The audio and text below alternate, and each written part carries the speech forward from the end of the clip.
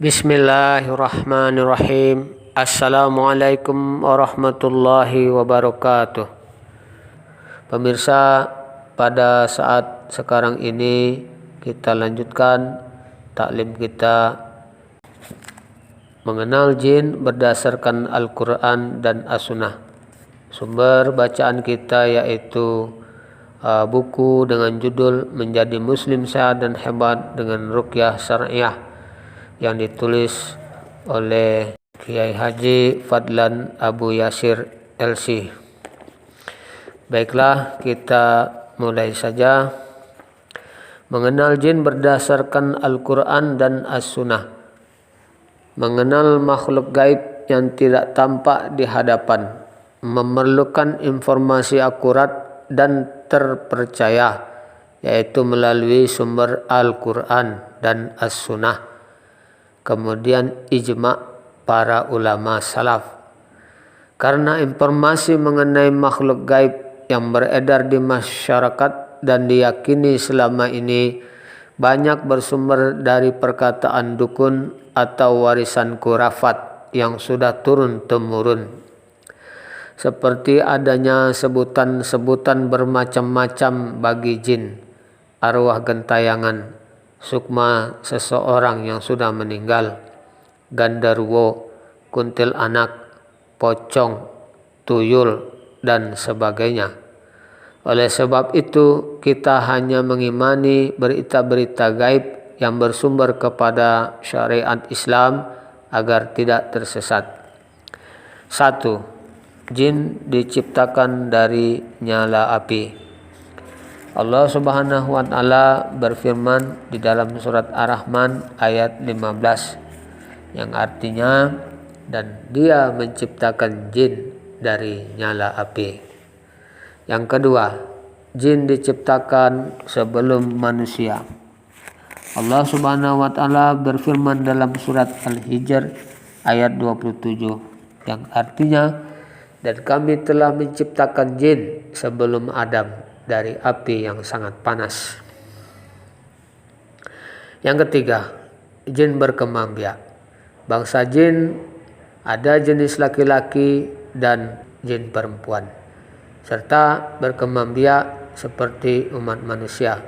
Allah Subhanahu wa Ta'ala berfirman dalam surat Ar-Rahman ayat ke-56 yang artinya, di dalam surga itu ada bidadari-bidadari yang sopan menundukkan pandangannya, tidak pernah disentuh oleh manusia sebelum mereka, yaitu penghuni-penghuni surga yang menjadi suami mereka, dan tidak pula oleh jin. Sebagaimana Abdullah bin Umar radhiyallahu anhu berkata, sesungguhnya Allah membagi manusia dan jin itu ke dalam 10 bagian. 9 bagian adalah jin dan 1 bagian adalah manusia.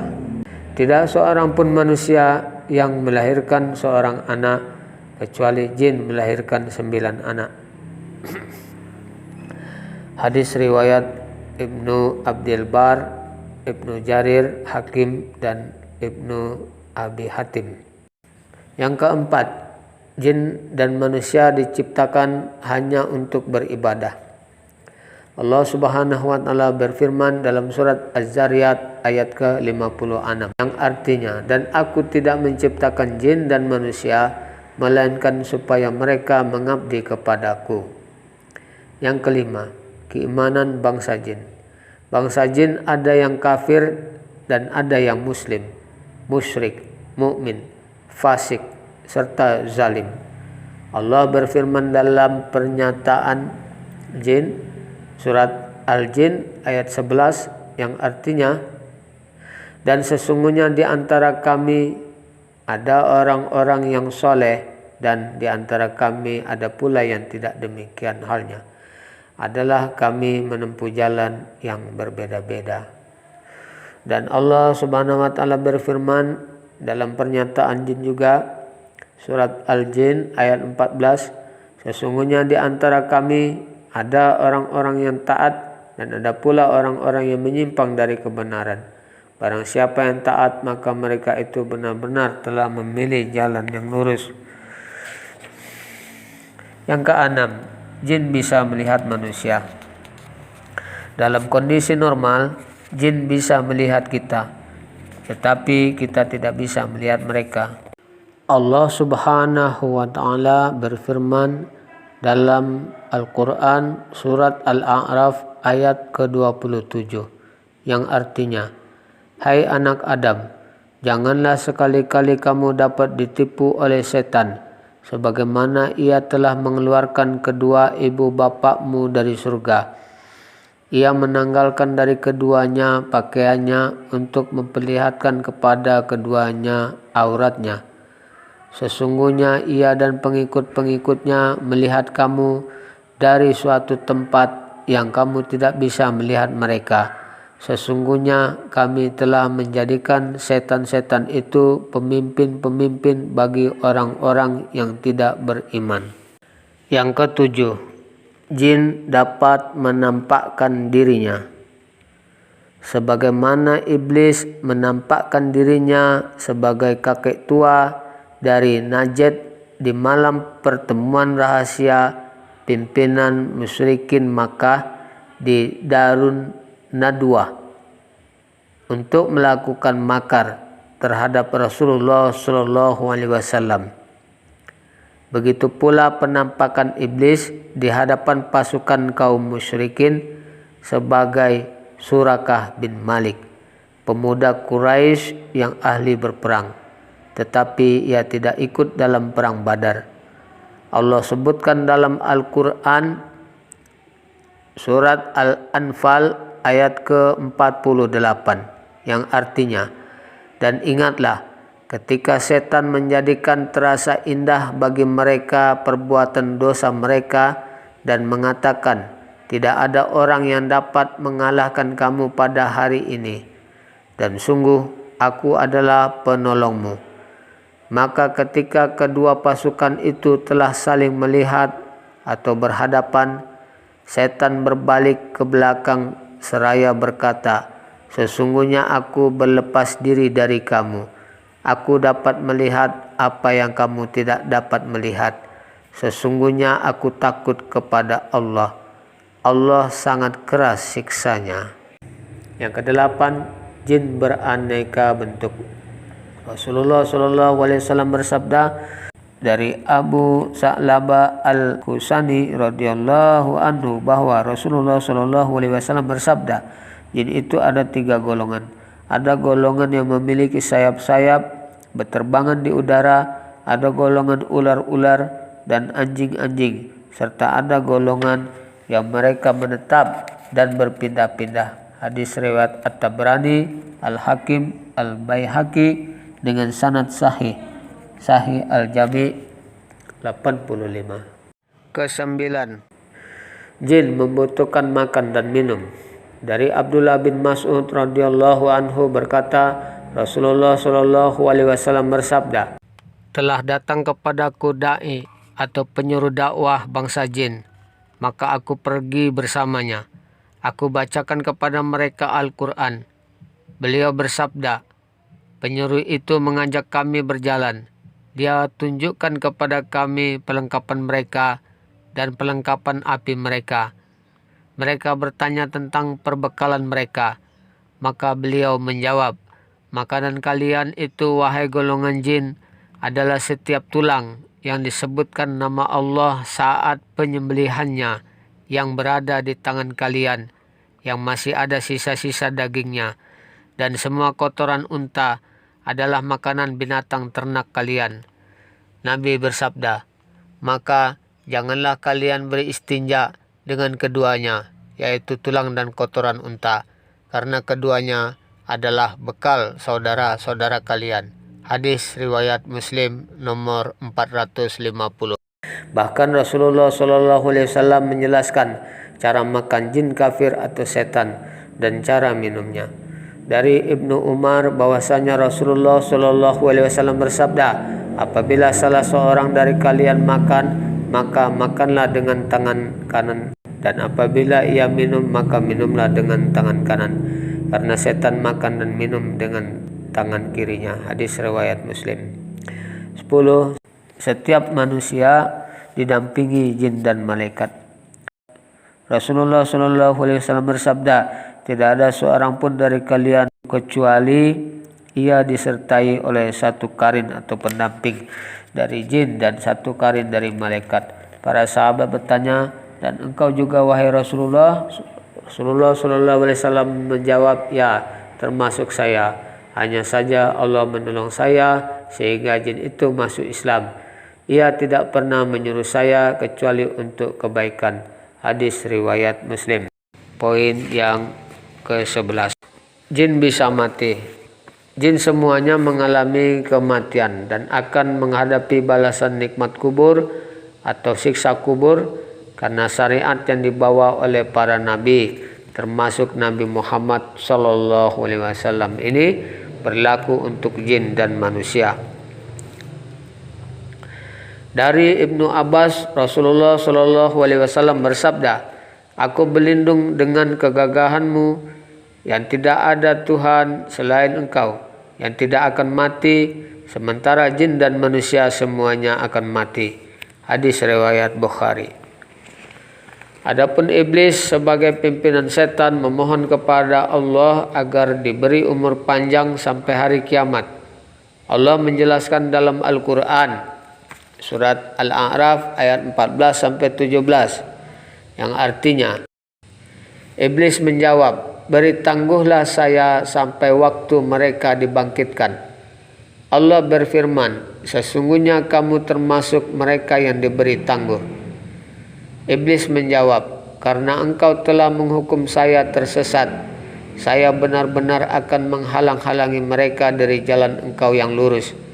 Kemudian saya akan mendatangi mereka dari muka dan dari belakang mereka, dari kanan dan dari kiri mereka, dan engkau tidak akan mendapati kebanyakan mereka bersyukur.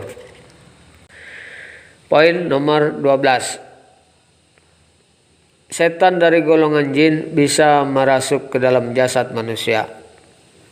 Allah Subhanahu wa taala berfirman, orang-orang yang memakan riba tidak dapat berdiri melainkan seperti berdirinya orang yang kemasukan setan karena gila. Yang demikian itu karena mereka berkata bahwa jual beli sama dengan riba. Padahal Allah telah menghalalkan jual beli dan mengharamkan riba. Barang siapa mendapat peringatan dari Tuhannya, lalu dia berhenti, maka apa yang telah diperolehnya dahulu menjadi miliknya dan urusannya terserah Allah. Barang siapa mengulangi, maka mereka itu penghuni neraka, mereka kekal di dalamnya. Surat Al-Baqarah ayat 275. Dari Anas bin Malik radhiyallahu anhu dari Rasulullah SAW bersabda, yang artinya, sesungguhnya setan mengalir dalam jasad manusia melalui aliran darah. Hadis riwayat Bukhari Muslim. Abdullah bin Ahmad bin Hanbal pernah bertanya kepada ayahnya Ahmad bin Hanbal, sesungguhnya orang-orang berkata bahwa jin tidak bisa masuk ke badan orang-orang yang kesurupan. Imam Ahmad bin Hanbal berkata, anakku, mereka berkata bohong. Mereka hanya berkata dengan ucapannya sendiri. Ibnu Taimiyah juga berkata, perkataan ini, yaitu jin dapat masuk ke dalam tubuh manusia, adalah perkataan yang masyhur atau dikenal oleh semua ulama. Orang yang kemasukan jin atau kesurupan tidak akan merasakan sakit ketika dipukul. Kata-katanya akan melantur. Orang yang kemasukan jin ini akan menampakkan banyak keanehan, mulai dari bicara dan gerakannya. Seolah-olah yang berkata dan bergerak itu adalah orang tersebut atau orang yang kesurupan. Padahal hakikatnya bukan dia, bukan manusia, yaitu jin. Bahkan Ibnu Taimiyah masih dalam Al-Majmu'-nya mengatakan, tidak ada seorang pun ulama yang mengingkari bahwa jin dapat memasuki tubuh manusia yang lalai mengingat Allah. Barang siapa yang mengingkari hal ini dan mengatakan bahwa syariat tidak mengakui hal demikian, maka sungguh dia telah mendustai syariat itu sendiri. Tidak ada dalam dalil-dalil syar'i yang menolak hal itu. Mereka yang mengingkari hal ini hanyalah sekelompok kecil dari golongan Mu'tazilah, yakni Imam Al-Jubai dan Abu Bakar Ar-Razi. 13. Jin jahat dan manusia jahat disebut setan. Allah berfirman dalam surat Al-An'am ayat 112 yang artinya, dan demikianlah untuk setiap nabi kami menjadikan musuh yang terdiri dari setan-setan, manusia dan jin. Sebagian mereka membisikkan kepada sebagian yang lain perkataan yang indah sebagai tipuan. Dan kalau Tuhanmu mengendaki, niscaya mereka tidak akan melakukannya, maka biarkanlah mereka bersama apa atau kebohongan yang mereka ada-adakan. Di dalam surat An-Nas ayat 4-6 Allah Subhanahu wa taala berfirman yang artinya, dari kejahatan bisikan setan yang biasa bersembunyi, yang membisikkan kejahatan ke dalam dada manusia dari golongan jin dan manusia. Poin yang ke-14, setan musuh yang selalu melakukan tipu daya. Allah Subhanahu wa taala berfirman dalam surat Fatir ayat 6 yang artinya, sungguh setan itu musuh bagimu, maka perlakukanlah ia sebagai musuh, karena sesungguhnya setan itu hanya mengajak golongannya agar mereka menjadi penghuni neraka yang menyala-nyala. Poin 15. Setan dan jin bersekutu dalam urusan harta dan anak-anak. Allah Subhanahu wa taala berfirman dalam surat Al-Isra ayat 64 yang artinya, dan perdayakanlah siapa saja di antara mereka yang kamu atau iblis sanggup dengan suaramu yang memukau. Kerahkanlah pasukanmu terhadap mereka yang berkuda dan yang berjalan kaki, dan bersekutulah dengan mereka pada harta dan anak-anak, lalu beri janjilah kepada mereka. Padahal setan itu hanya menjanjikan tipuan belaka kepada mereka. 16. Meminta perlindungan, kesehatan, kekuatan, atau keselamatan kepada jin adalah syirik. Sebagaimana banyak masyarakat yang melakukan upacara keselamatan di tepi laut, telaga, sungai, gunung untuk meminta keselamatan dan perlindungan dari mara bahaya yang disebabkan marahnya penjaga tempat itu. Tempat meminta secara gaib dan yang mampu mengabulkan hanyalah Allah semata. Tidak ada sekutu baginya. Maka setiap hari sebanyak 17 kali dalam membaca Al-Fatihah ayat 5 kita mengikrarkan, hanya kepadamu kami mengabdi dan hanya kepadamu kami mohon pertolongan. Iyyaka na'budu wa iyyaka nasta'in. Allah Subhanahu wa taala juga berfirman di dalam surat Al-Jin ayat 6 yang artinya, dan bahwasanya ada beberapa orang laki-laki di antara manusia meminta perlindungan kepada beberapa laki-laki di antara jin, maka jin-jin itu menambah bagi mereka dosa dan kesalahan. Demikianlah pemirsa taklim kita pada saat ini, yaitu mengenal jin berdasarkan Al-Quran dan As-Sunnah, dari buku judul Menjadi Muslim Sehat dan Hebat dengan Ruqyah Syariah yang ditulis oleh Kiai Haji Fadlan Abu Yasir LC, penerbit PT Era Adi Citra Intermedia. Semoga bermanfaat dan silakan di-share atau dibagi-bagikan Dan jangan lupa subscribe channel Yapsil Ismail ini. Dan kami sudahi dengan membaca doa kafaratul majlis. Subhanallah wa bihamdi, subhanakallahumma wa bihamdika, asyhadu an la ilaha illa anta, astaghfiruka wa atubu ilaik. Wassalamualaikum warahmatullahi wabarakatuh.